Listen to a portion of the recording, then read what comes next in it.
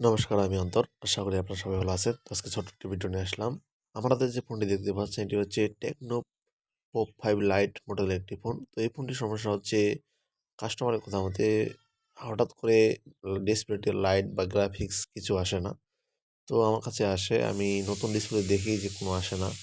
ইতিমধ্যে আমি লাইটিং আইসির প্রবলেম ছিল, সেই প্রবলেমটিকে ফাইন্ডিং করে কোনো সমস্যার সমাধান হয়। তো দেখতে পাচ্ছেন লাইট এবং গ্রাফিক্স দুটোই চলে এসেছে।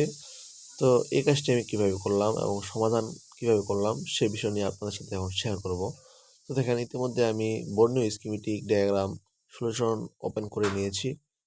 তো এখানে যে মিপি লাইন রয়েছে, মিপি লাইন 10টি রয়েছে। 10টির মধ্যে টিসিএন এবং টিসি এই 2টি লাইন থেকে প্রবলেম ছিল। তো দেখেন, এখানে 2টি রেজিস্টরের ছিল। এই রেজিস্টরগুলি মূলত প্রবলেম ছিল।